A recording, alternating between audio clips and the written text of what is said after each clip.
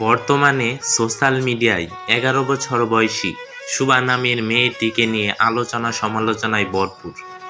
যে মেয়ে নিখোঁজ বলে কত পোস্ট হলো, এদিকে তার খোঁজ পাওয়া গেল নওগাঁর এক ছেলের সাথে। তাকে যখন জিজ্ঞাসা করা হলো সে কেন বাড়ি থেকে চলে এসেছে, তার উত্তর ছিল তার নাকি বাড়িতে ভালো লাগে না।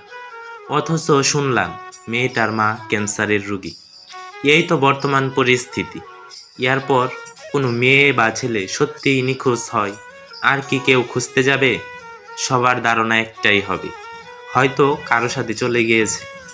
যে সন্তান তার মাকে কিংবা বাবাকে হাসপাতালে রেখে অন্যদের হাত ধরে পালিয়ে যেতে পারে, মা বাবার জন্য ব্যথিত হয় না? মা বাবার সুস্থতার জন্য অস্থির হয়ে ওঠে না? সুস্থতার জন্য প্রার্থনায় মগ্ন হয় না?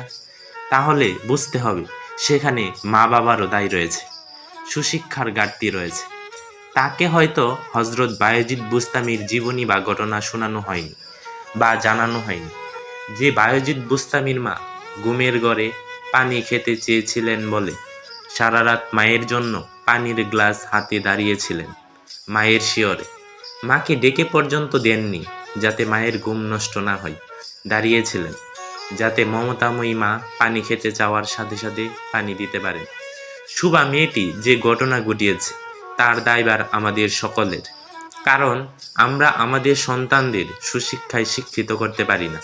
আমাদের উচিত সন্তানদের সুশিক্ষায় শিক্ষিত করার পাশাপাশি চোখে চোখে রাখা, যাতে এমন ঘটনা আর দ্বিতীয়বার রচনা না হয়।